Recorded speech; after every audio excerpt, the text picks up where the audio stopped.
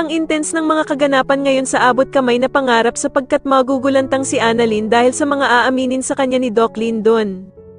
Dito nga ay hindi na makakayanan ng konsensya ni Doc Lyndon at sasabihin na nga niya kay Annalyn ang mga nalalaman niya tungkol sa nangyaring aksidente kay Don Pepe. Samantala ay nagpasabog na naman nga ng kasamaan itong bruhang si Moira dahil sa guguluhin ito ang masayang kainan nila Giselle, Lynette, Annalyn at Justin. Ikakagulat nga nilang apat ang laman ng cake nila dahil sa imbis na surprise gift ay nakasulat dito ang mga bagay na sobrang kinaiinisan nila. Sa kabilang banda naman ay makikibalita nga itong si Nerissa sa kaibigan niyang si Moira kung ano na nga daw ba ang kalagayan ni Don Pepe.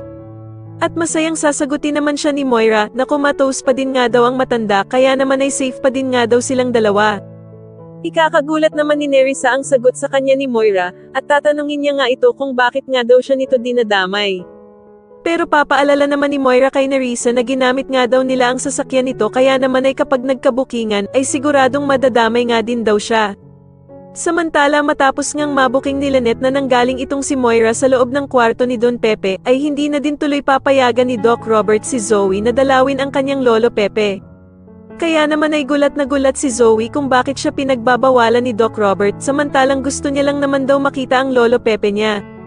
Sa kabilang banda naman matapos nga ang ginawang pagtatanggol ni Zoe kay Annalyn ay iisipin na niya na close na silang dalawa ni Zoe at dito nga ay dagdag pa nga ni Annalyn na kahit na anong gawin nga daw ni Moira ay hindi na niya sila mapag-aaway na dalawa.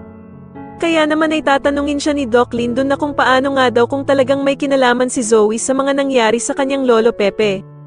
Sa tingin niyo dito na nga kaya malaman ni Annalyn ang katotohanan na maging si Zoe ay kasabwat din sa pagkakomatose ni Don Pepe, mas lalo na nga talagang nagiging exciting ang mga susunod na kaganapan kaya naman ay mas lalo pa nating abangan ang mas lalong gumigandang abot kamay na pangarap. Maraming salamat po sa inyong panonood at sana po ay ma-subscribe niyo ako. Maraming salamat po.